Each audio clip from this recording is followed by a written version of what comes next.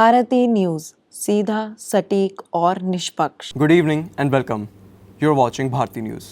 I'm Vansh Vadhavan and let's have a look at the top news stories of the day, starting with national headlines. Prime Minister Narendra Modi's scheduled visit to Pune today has been cancelled due to heavy rain situation in the city. Modi was set to flag off a new metro train service and launch several development projects worth over 22,600 crores. Among these was the much anticipated inauguration of the Pune metro section from District Court to Swargate, which marks the completion of phase 1 of the Pune Metro Rail project. This underground segment, built at the cost of around 1,810 crores, is expected to significantly improve urban connectivity. However, due to the adverse weather conditions, all events have been put on hold. The Supreme Court has closed proceedings against the Karnataka High Court judge, Justice Vedavya Sachishishananda, following his public apology for the controversial comments made during a recent court session.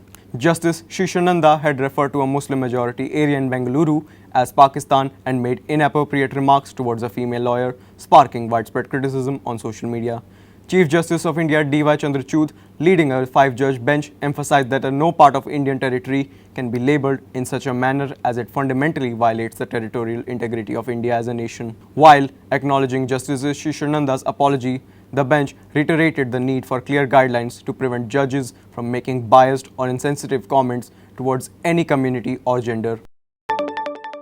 Coming to the international news, the situation in Lebanon continues to worsen as Israeli attacks killed 72 people on Wednesday.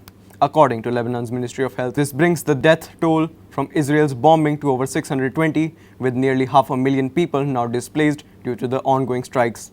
Lebanon's foreign ministry reported. Meanwhile, the diplomatic efforts are underway. France's foreign minister informed the UN Security Council that they are collaborating with the United States on a proposal for a 21-day ceasefire between Israel and Hezbollah.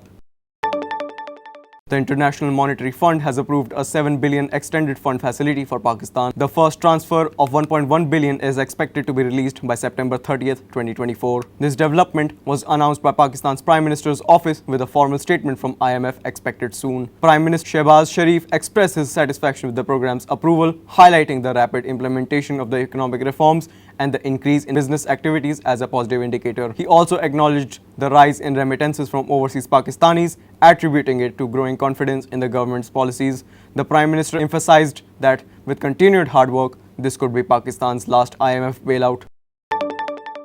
Coming to the business news, telecom regulator TRAI is reconsidering its consultation papers on licensing over-the-top communication services following the changes in the new Telecom Act that excluded OTT services from its regulatory ambit. This development came as Bharti's Airtel CEO Gopal Vittal called for regulatory oversight to address concerns over spam and cyber frauds on internet-based voice and messaging platforms. TRAI Chairman Anil Kumar Lahoti stated that the issue is still under review, but no definitive decisions have been made yet. Meanwhile, telecom giants like Airtel, Jio and Vodafone Idea continue to advocate for same service, same rules approach to bring platforms like WhatsApp, Instagram and Telegram under similar regulatory frameworks as traditional telecom services. In the real estate sector, demand for residential properties surged by 12.3% in the September quarter, according to a report by Magic Bricks, despite an 8.3% rise in prices. Noida, known for its corporate presence, saw the highest price increase at 16.9%, followed by Gurgaon and Greater Noida with 15.5% and 15.1% respectively. The report highlights that 3 BHK units dominated demand across most cities, while in Chennai, Navi Mumbai and Thane, 2 BHK units remained the top choices for buyers. This spike in interest, particularly in under-construction properties, has resulted in 11% capital appreciation. Ending with sports news, the Delhi High Court has refused to stay the All India Tennis Association elections scheduled for September 28, following a petition filed by former player Somdev, Dev Varman and Purav Raja. The petition claims that the elections violate the National Sports Development Code, citing age and tenure restrictions and non-compliance of district and state associations with the key guidelines. The court, however, directed that the result of the elections be withheld and warned that if violations are found, the elected office bearers would not be permitted to function. An ad hoc committee could be set up to oversee the sports administration if the elections are deemed invalid. The BCCI is expected to allow franchisees to retain up to 5 players in the upcoming IPL auctions. This could give teams like Mumbai Indians an opportunity to hold on to their core players, including captain Rohit Sharma, Jasprit Bumrah and Hardik Pandya. However, there are still no clarity on the number of overseas players that can be retained. While many franchisees have been pushing for a delay in the big auction, citing the need for continuity, the BCCI seems to be moving forward with a major auction by the year end. So that concludes our news bulletins for today. Thank you for joining us. Stay tuned to Bharti News for continuous coverage and more updates. Wishing you a good evening and a great night ahead. Thank you.